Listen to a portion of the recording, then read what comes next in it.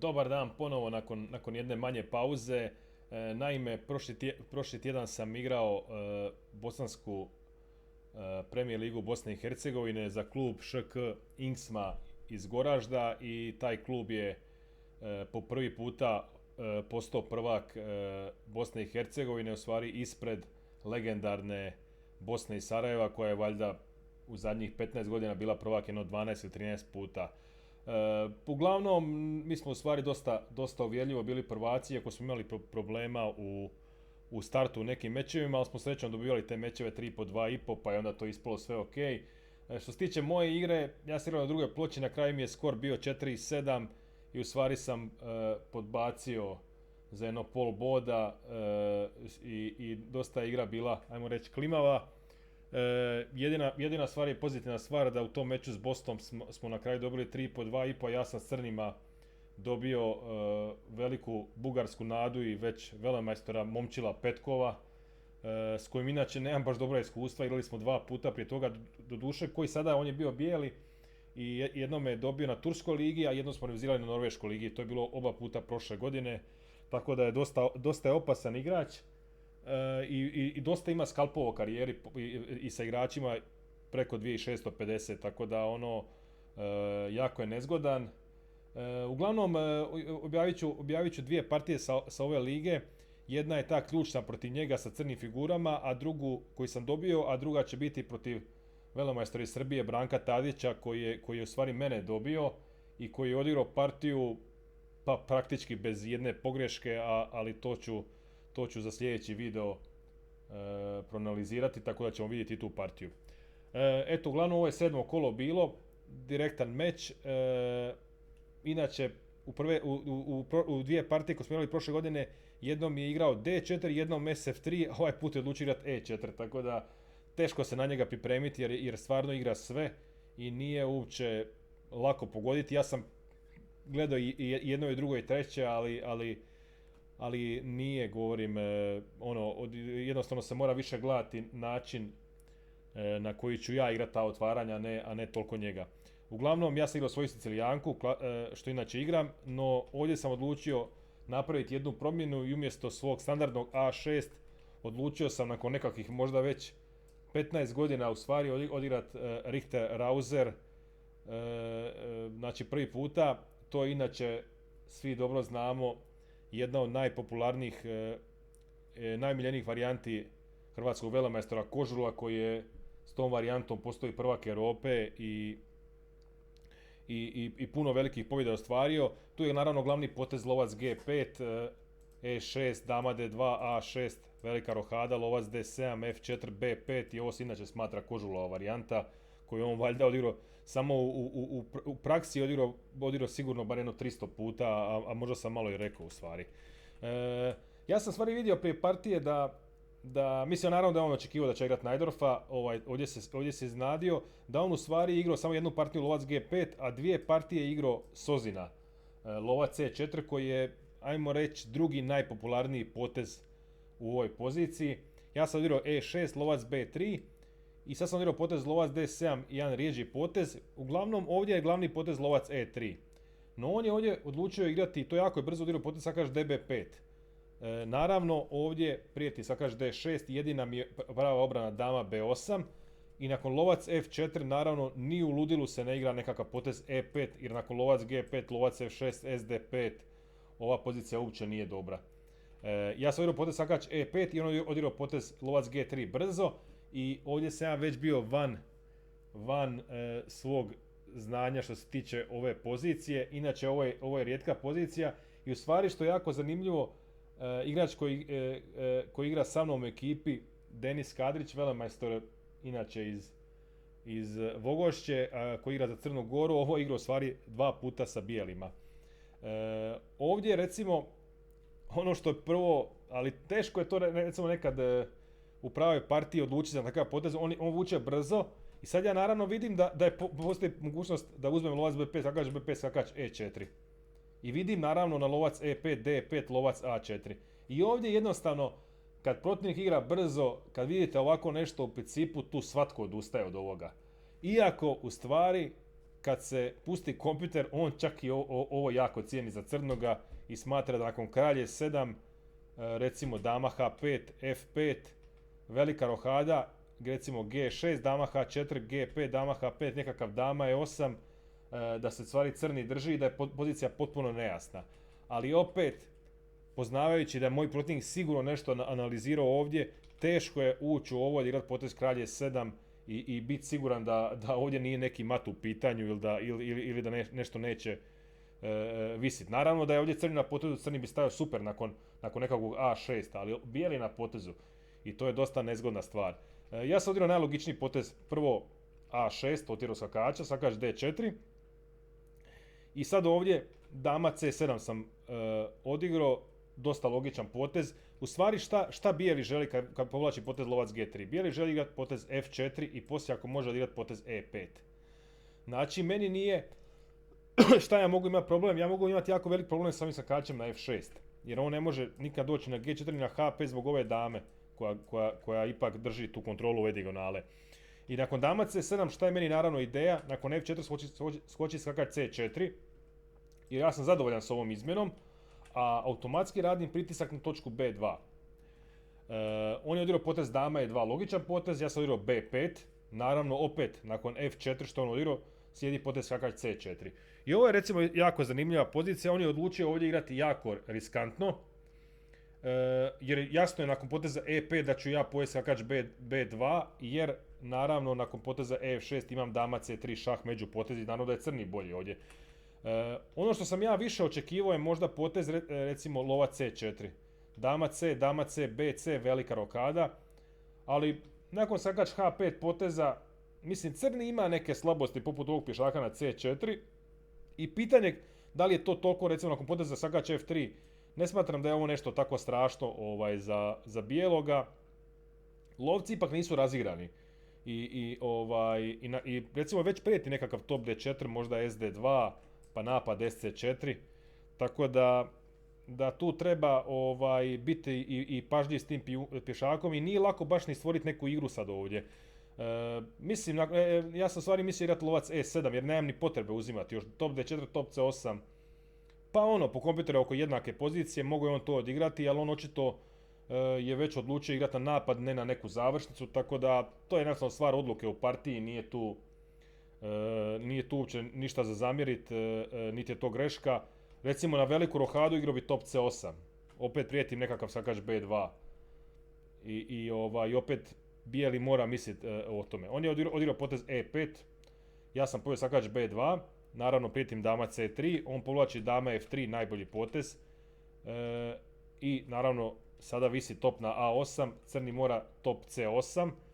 Jer u ovom trenutku na potez F6, dama C3, top C3.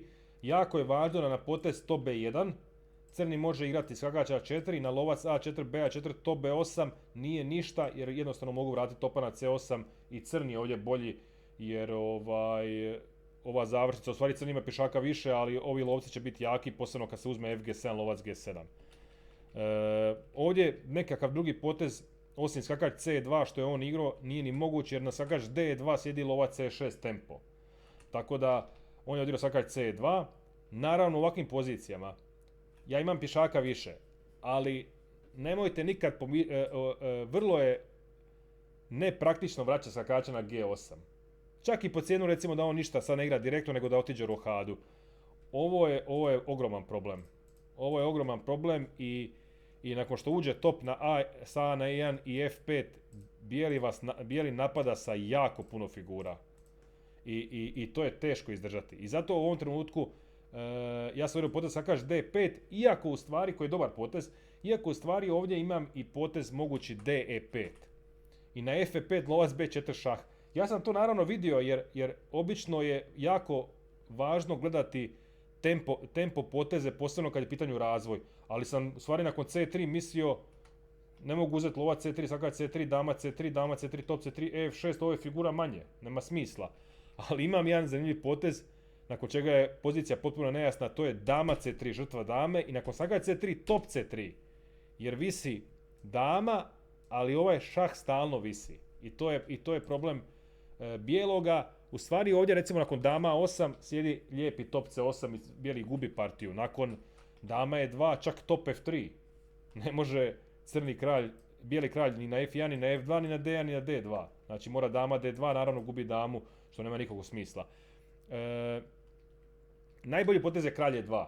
I na top F3, G3, sakač D5 i s obzirom da imam za kvalitetu dva pješaka, ovo je dobra kompenzacija i pozicija je s obostranim šansama, ajmo reći. Nije moj potez uopće loš, ja sam odigrao potez sakač D5, on je rohirao, i ja sakač C4, jednostavno logičan potez, on u stvari ovdje prijeti potez F5 i F6. To je glavna prijetnja, čak i na G6 slijedi F5. Recimo GF5, SF5, jako neugodno. Naravno da je ovdje najveći problem pozicije moj kralj na E8 jer nije lako otići u rohadu, ali sakač C4 zašto se nameće, sakač na B2 je izgubio smisao, a nakon sakač C4 ja prijetim i dodatno sakač D2 potez jer sakač na F3 top na F1 vise. Lova C4, BC4, to je najbolje. Sad recimo na potez kralj H1, ono što je zanimljivo, neka su ti opasni šahovi što se tiče razvoja, recimo, pa se ja čak mislim da će on igrati možda potezi kralj H1 i onda F5, ali ovdje recimo čak stignem rohirati. Bijeli nema ovu prijetnju jer ovo je u stvari ništa i sakač brani lovca, ne može ga to pojesti, tako da je to ok. On je igrao najpraktičnije u stvari, F5 potez. Ja nemam drugog poteza, naravno ne mogu uzeti F5 dama D5, ja moram D5, F6 ne mogu F6 dama F7, tu ću dobiti neki mat. Moram L6, sakač E6, F6 i sad je ovdje on nema nikakav potez direktno, ja petim čak i šah i on je naravno odigrao najlogičniji potez kralj H1. I sad kada, ajmo reći, pokušamo donijeti neke zaključke nakon ovih svih komplikacija, vidimo u stvari da crni ima dva pješaka više, doduše jesu uduplani, ali problem je kralj na E8. I recimo u ovoj poziciji sam ja potrošio nekakvih 10 minuta vremena, pa sam došao na nekakvih 10 minuta od kraja i u stvari odlučio sam igrati potez sakač F6 da pokušam sljedeći potez maknuti lovca i onda rohirati s nekom idejom. I taj potez je ok, iako se može igrati potez lovac D6. Ono što me mučilo na lovac D6 potez, a zato sam igrao sakač F6 jer što mi može igrati potez dama G4. Jer sad peti dama E6. Ali u stvari sam zaboravio da nakon poteza dama D7, bijeli ne može uzeti lovac E5 jer neću uzeti lovac E5, dama H5, G6, dama E5 i ovdje ću se lako raspast, recimo top F8, kralj F8, dama H8, sve će pojest kralj u centru, to jednostavno ne mogu preživjeti. Ali stvari na L5, zašto potez taj nije dobar zbog sakač E3 i opet imam osvojam barem kvalitetu jer dama H5, šah G6 je problem. Tako da nisam to vidio, u stvari bi on tu trebao nešto drugo igrati.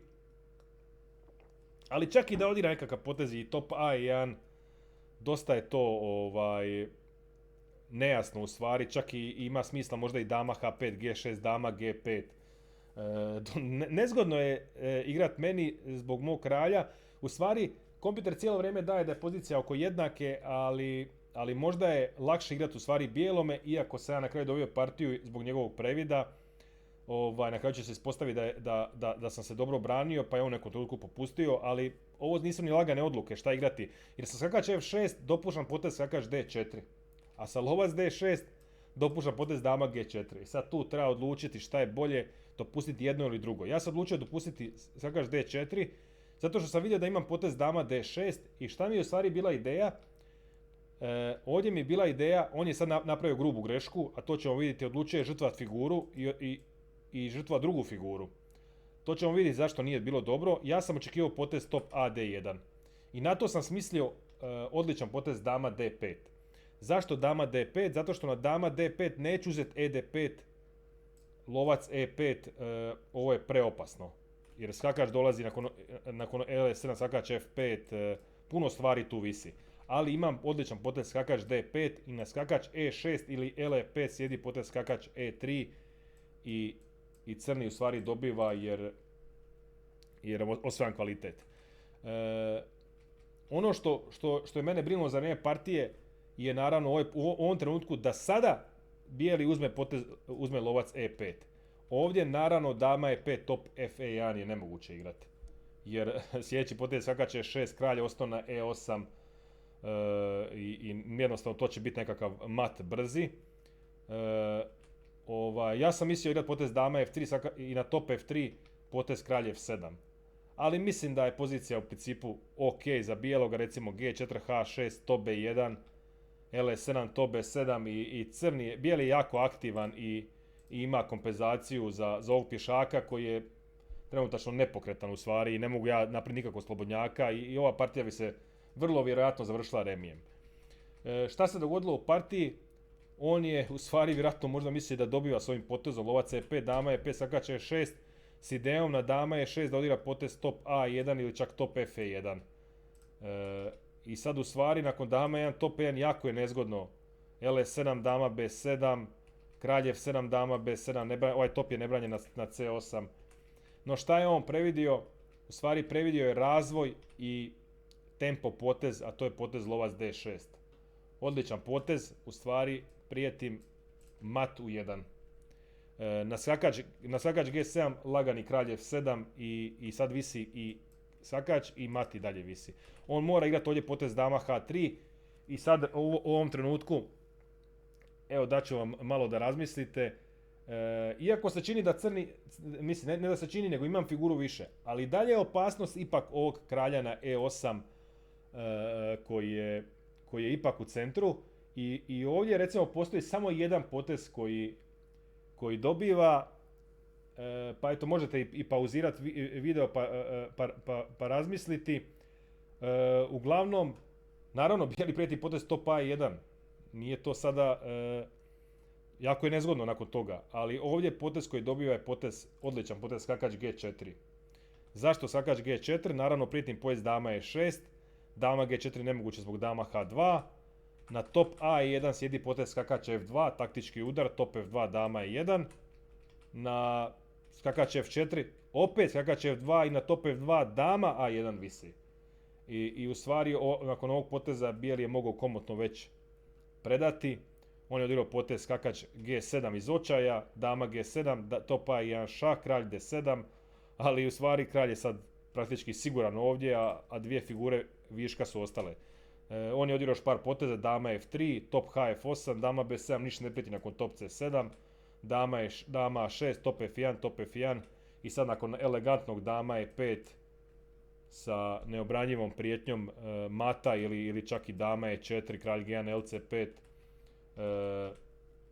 on je predao partiju i taj meč smo dobili 3-2,5 što je na kraju nisam ja jedini koji je dobio taj meč, dobila su još 3 igrača, ali dosta je bila važna ova pobjeda, posebno nakon slabije igre prethodnog dana kad sam izgubio baš od Branka Tadića. I uglavnom mislim sigurno je bio i taj motiv što sam prije toga u dvije partije jednu partiju izgubio, jednu partiju remizirao s njime, tako da mogu biti recimo jako zadovoljan s ovom partijom i čak sam se odlučio za nekakvu drugu Sicilijanku odnosno na onoga što ja igram, ali na kraju ispalo dobro, iako mogu reći da je jako neugodno igrao i da za vrijeme partije mogu vam reći da je to jako sjevalo i činilo se opasno, ali eto na kraju srećom pa je on napravio taj previd i u stvari nije vidio taj moj potez lovac D6. Nakon čega u stvari nakon LD6 dama H3 SG4 što je isto važno jer je to jedini potez koji dobiva, nakon čega u stvari crni dobiva i na kraju ispada da je u stvari partija bez greške, iako opet ponavljam, dosta je to bilo nezgodno unatoč ta dva pješaka više, ali nisu ta dva pješaka više čista kad su uduplani, a posebno kad je uz te uduplane pješake i kralj u centru. Ništa, eto, do sljedećeg puta, pozdrav.